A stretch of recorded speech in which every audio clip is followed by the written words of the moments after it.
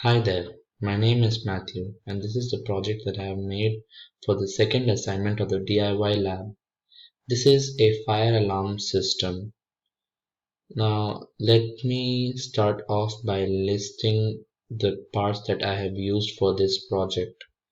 First of all, I used an Arduino board to control whatever happens in this fire alarm system. Then I used a breadboard to connect all of the different parts in the circuit.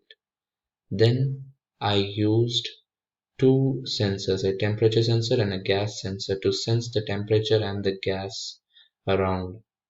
Then I have used a resistor over here to connect this gas sensor to the ground over here. And finally, I have used an LED and a piezo buzzer as to act as an alarm. Now let's look into how this fire alarm works. So as you can see here, I have first made the variables to store the input from the temperature sensor and the gas sensor, and I have kept the positions of the LED and the piezo to be 13 and 7, which is what its pin is connected to, and I've used a gas sensor to store the input from the gas sensor.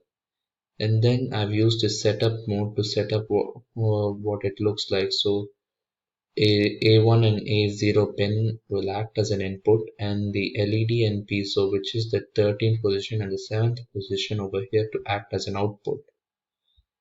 And here in this part of the code, first I have taken the input in from the A1 input, which is connected to the temperature sensor, and then I've converted it over here to the actual temperature, and here I have taken the analog input from the gas sensor at A0, and then we have put the condition here that if the temperature is greater than 30, the LED will turn on, and it will turn on the alarm as well, or else it will keep the LED off. And here, same here, if the gas sensor has a value greater than 100, then we keep the speaker at high, or else we turn it off.